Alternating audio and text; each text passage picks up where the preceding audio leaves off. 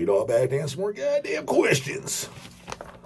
From the goddamn top, this one came in yesterday. Michael Hell Temes. Paid question. Hey, J-Dawg, in a recent video, you mentioned retiring at some point. Yeah, that's never goddamn happening. Or at least being retirement age and maybe still involved with the warehouse. Yeah, I mean, pretty much what the fuck else am I going to do, right? What do you think the state of extreme music will be at that point? Regardless, it's going to be bigger. The scene will be bigger than ever. Mark my words. It's only getting bigger as the years go by. This music is going nowhere. And again, it's so easy to figure out. It's not even my opinion. The math is there. It's because it is officially 40 years old now. Extreme metal music basically started, you can argue, but I'm just saying for simple numbers, 1985, possessed 7 churches. You can argue if that's the first death metal album, but realistically, then, even if it's death metal, thrash metal, black metal, whatever the fuck you want to label it, we're calling it that, I don't give a fuck. That's when metal started to get extreme. Because prior to that, I mean, yeah, you had Venom and stuff, but, I mean, realistically, that was just kind of a supercharged Motorhead. It's called with satanic lyrics. I'm not saying that as a bad thing, but I'm just saying, by 85, extreme music was coming out. Lyrically, the vocally, the down tuning, the band's trying to play faster.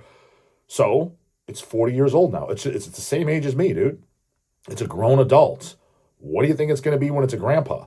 Why do you think it's bigger now than it ever was? Again, I did the math. By 1990 and shit, there was no 40-year-olds and shit listening to this. Now there is. It's a timeless music genre that in another 20, 30, 40 years, it's going to be fully goddamn established. Now, it's never going to be as popular as, hard rock because people are going to still be turned off. Like, I can't understand what he's saying, but it will get more popular. No doubt about it. And that's extremely obvious, seeing the business side. And the time that I've been into it, and I've said it from just my own experience, going back to early 2000s, you see Incantation, Immolation, Mortician live. There was barely anybody there, dude, at the shows. And I seen them more than once. Dude, Sinister and... the first time I saw Sinister... Well, I think it might be the only time I seen Sinister. It was Sinister and Rotting Christ, 1999. You would think, who the fuck ain't going to that in my hometown? Dude, I'm not even exaggerating. There's like 20 people there. What would Sinister and Rotting Christ now draw? For sure over 100. For sure over 100. I don't give a damn what day of the week it's even on. That's 5 times the amounts. See what I'm saying? That's just because it's out of its infancy. It's not in kindergarten no more. The word is out. Things take time to grasp for people to cling on. Rock and roll right out the gate. It didn't just. Granted, that grew in popularity much, much faster. But at the same time, there was a little bit of resistance from older folks at the time when if somebody was 40 years old or something and their kids were getting into Elvis and the Beatles. Look it up. The stories. They thought that was evil stuff. They thought it was appalling. Now, and then as youth got older and shit like that, they became the adults, and it took over.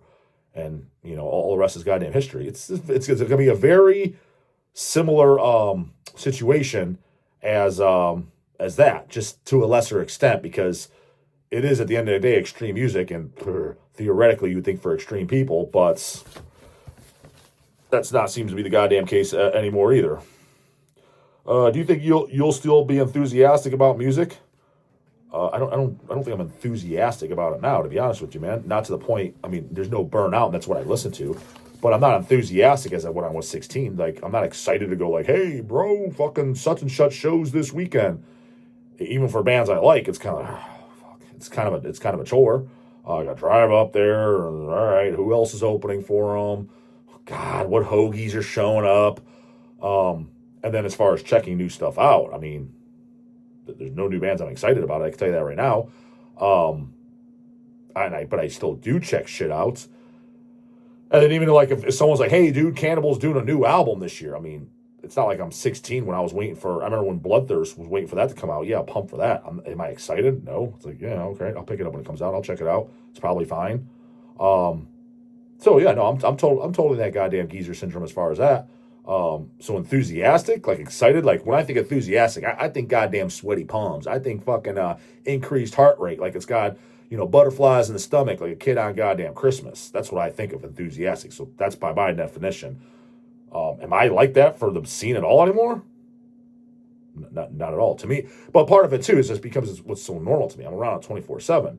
It's as normal to me as brushing my teeth. Like I don't think about it. It's just part of me. You know, me putting my shoes on. It's part of my daily, everyday life. So that it doesn't matter if it was metal or anything. Of course, anyone, you're not going to be enthusiastic about it, but it's still what I like and it's my interest. But enthusiasts are excited. That's been gone for 20 years, brah. As the years gone on for your business, what percent of merchandise comes through that you couldn't care less about? That comes through the shop that I couldn't care less about? 99.9? If you did all the math, yeah, 99.9% for sure. I know you all started because it was a passion, but now that it's a way of life, I understand distributing whatever you can make a buck off of. It's not necessarily that, well, there is that. Stock up what's going to sell if you know it's going to, but we just stock it all for the most part, because you got to at least try. I mean, and a lot of it's, most of it's shit I never even heard. Like when people are like, why do you sell so-and-so? I'm like, who?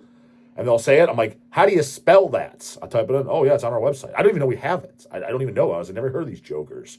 I don't do guy receiving. We get everything in. That's just the goddamn name of the game. That's when we started a metal store. You know what I'm saying? So that mentality, I'm only going to sell what I like. Well, first of all, there's three of us. I like tons of shit Easy and Dawg don't, and vice versa. So which one are you going by? And second off, dude, we're way past that point. Like I don't ask them what they like. I couldn't even tell you. If you were to ask me, which someone kind of did, what's their top 10 favorite bands of today? If you had a gun to my head, I couldn't tell you. I literally have no idea. Now, granted, they might be able to someone answer it for me, but that's only because they see my goddamn channel and they see what I say. So it's like, oh, okay, yeah, now I know. We don't discuss that. So, yeah, so it's just whatever comes out, you know. It's what the scene puts out. What people want to put out 200 stab wounds. I guess that's what's coming in. Yay, great, and hence why the enthusiasm is long gone. Do you think the scene will still survive when all the bands of our generation hang it up? 1,000%. Or is it going to morph into something you hate? What do you mean? I already hate it. But you're too heavily invested to get out. Dude, as a whole, I can't stand the goddamn scene. What do you mean? I'm telling you, 80% of it's fucking filled by goddamn posers. It's lit anybody in. Oh, you're a gatekeeper, dude. Back in the goddamn day, dude, if you listen to metal, you looked like you listen to metal. Go to any show now. Some of the people look like they do. Another percentage, like, you'd have no fucking idea. You'd never even guess this motherfucking hoagie's heard of Slayer. Go to any show. You'll find people like that all the time. To me, they have no business being there, man. Your mom has no business being there. If she's not in the metal, if she can't name 5 Deicide songs, she has no business being at a death metal show, man. You know what I mean? Because if she's one of those moms, like I understand by today's mom standards, she might be in it. You're 16 years old. She's my age, and she grew up on metal. Those are rare scenarios. Outside that, but I'm talking about a goddamn, like my mom in her 60s. She's got no business being at a death metal show. Hey, dog, do you want her to come into your fest? No, I don't want her there. Like, she's not, this isn't, because it's not what she's into. That's not, this scene was catered to people that this is what you're into. It's kind of a lifestyle. It's a mindset. It's, in a sense, kind of a gang or a cult, if you want to, for lack of better words. I don't want every just Tom, Dick, and Harry and Normie into it. I don't want everybody into it. But that's what they're allowing. Just let them all in. That's the way it's been going. And with social media and shit like that, not everybody's as tough as goddamn Dawg calling these fucking hoagies out. It just let anybody in. Yeah, try to get your buds in it. That was another goddamn thing too, dude. That was actually like my mindset, how it differed always from, like, say, someone like Brian Baxter growing up. I mean, granted, he was already running it as a business, so from that angle, I 100% get in it. His mindset was always, get your buds into it, bring it out.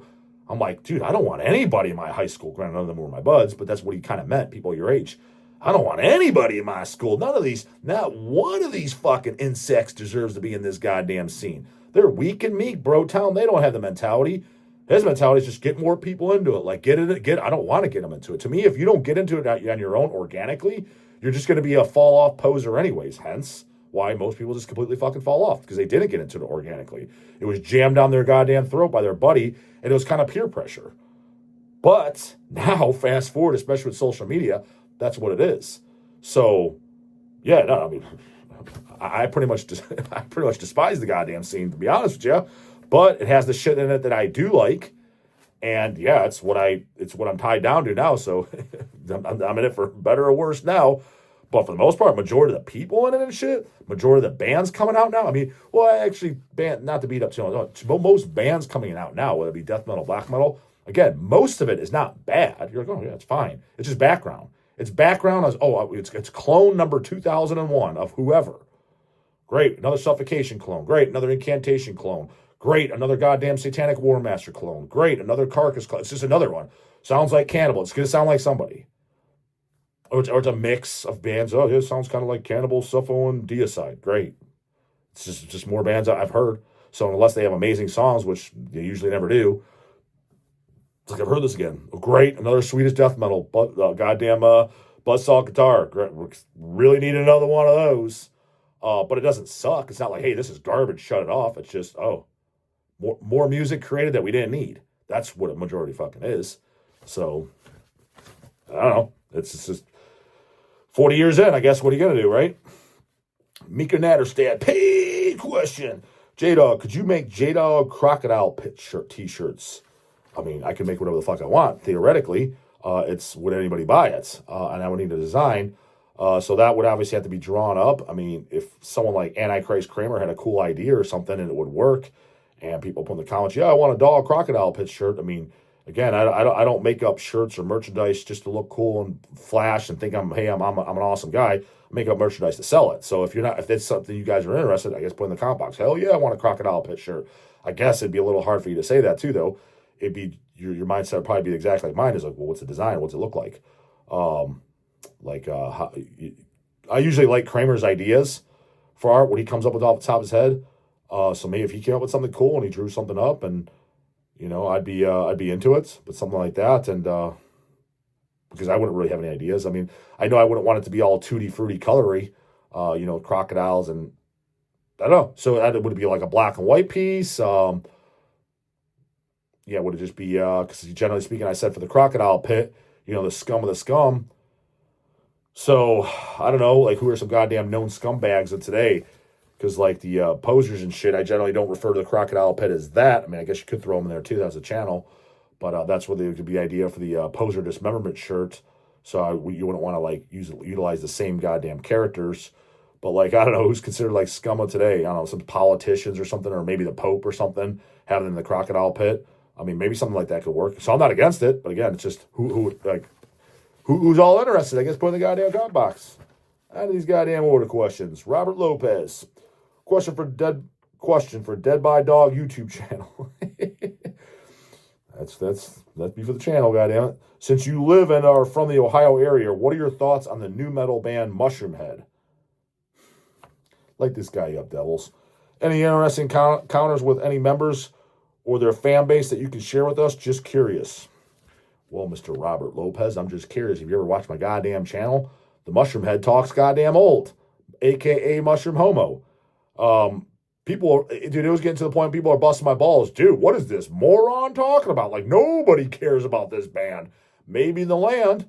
Well, right, and that's where I live, and that's what I do. I don't know about L.A., where you're stepping over goddamn fucking heroin addict fucking bums. Fucking goddamn place I have zero desire to visit. I don't know about what's going on over there, but over here in the land, yeah, Mushroomhead's popular as fuck. I've reluctantly seen them live once. I think it was in 1999. It was Incantation actually opened up for them. I think they opened up for a couple times, but Incan opened up for them once. And it's funny because it was at the Flying Machine, right? So let me put this in perspective. Flying Machine, that's probably the single club, maybe no class has exceeded it now, but definitely in my early years, the club that I went to by far more than any others. I could say, here's some bands I've seen there, just for reference. Saw 6 Feet Under there, 1999. That's where I met goddamn Chris Barnes. All the Ohio Death Fests, which were, you look at those goddamn bills, there was bands from overseas and shit. Severe Torture, Cock and Ball Torture, saw them at that. Headlining bands would be like Deeds of Flesh, Disgorged California, Mortician, Exhumed. So pretty good event, right? Those are 2-day fests. Those were always at the Flying Machine. I saw Emperor in 1999 there. I saw Dame Uborger in 1999 there. I saw Cannibal Corpse in 2001 there. I've seen Christian there. I've seen Mortician in 1999 there. The Roddy Christ Sinister show, that was there. Immolation, the Failures for Gods tour, 1999. I saw it there, but I've seen them a lot of times there. The Christian Angel Corpse, and was it Immortal and Satyricon? Or was it, I can't remember if Satyricon was on a separate bill, but Immortal, Christian, Angel Corpse, that was a show. That was at the Flying Machine. Satyricon, that was on the Rebel Extravaganza tour. I can't remember if that was on the same package. That was there as well. I mean, I could go on for days. Like, literally, I could keep going. Tons of shows there, right? Those are some pretty big names I mentioned, right? No exaggeration, by a very, very large margin. I remember it was the most miserable show I was at, not just because the goddamn Toonskis and the deplorable crowd. The Mushroom Head show was by far the most packed show there ever. It was literally the most packed, shoulder to shoulder. Like, I remember even they say, like, they outsold it like the fire. I hope they don't. Guys are saying that this is definitely oversold. If the fire department comes, they're going to shut it down. I mean, it was literally, you couldn't even walk and shit. I mean, you're like this, dude. Everybody was sweaty as fuck. That was Mushroom Head. Emperor wasn't like that. Cannibal Corpse wasn't like that. I was guys, what do you mean he brings up the fucking Mushroom Head? People don't like them. It's the most packed show I've ever been to in my entire life. Two dates. To this day, it is the most packed shoulder show I've ever been to ever. There's your goddamn litmus test. So I don't know about you, dude. That's pretty goddamn popular in my goddamn book. And to this day, dude, again, I could tell you right now how many times, whether when I'm in a public non-metal setting, walk into a gas station, a McDonald's, a Walmart, my gym, how many times have I seen a Cannibal Corpse shirt, a Deicide, a Morbid Angel, hell, even a Cradle of Filth? No bullshit. In my adult years, let's take high school out because shit starts to blur together. Granted, it was single digits back then too. I could say without a shadow of a doubt, in a non-metal setting, there's not a show nearby, nothing.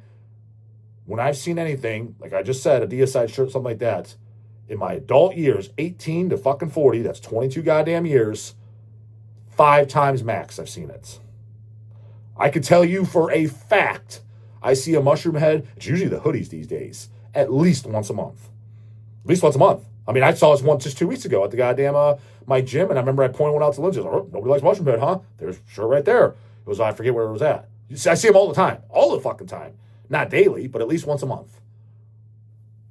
So, at least here, just based off goddamn people wearing their stupid ass shirts and shit, they're more popular than goddamn Cradle of Filth. Seen them way more often than I've seen a Cradle of Filth shirt. That's for goddamn sure. By a very large margin, too. So, there's your goddamn litmus test. Oh, but dude, total poser canoe fucking yo fucking it's hip hop with a goddamn guitar. But to their defense, I will say this. We'll say this.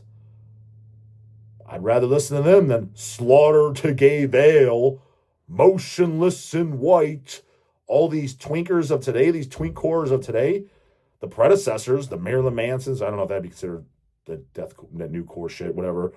But the predecessors, the Cold Chambers, the Marilyn Mansons, the Mushroom Heads, as much as I hate to say it, it's actually not that bad in comparison. Because I've heard of some of this modern day tweakcore. Again, I had to sit through 45 to an hour, insufferable amounts. Told the goddamn story.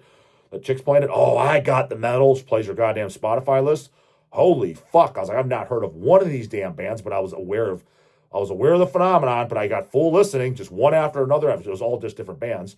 Because you know how none of these posers listen to albums. They just listen to one song by a band. Again, more poser. I listen to radio shit. If you only like one song by the band, that's poser shit. Hence why I say, like, Dawg, are you an Eagles fan? No, fuck no, I'm not an Eagles fan. Hell, the band's gay as goddamn fuck. But I do think that song, Hotel California, for a old rock and roll song, it's a pretty goddamn good song. Yeah, I could say this is good for what it is. But do I consider myself a fan? No, I like one song.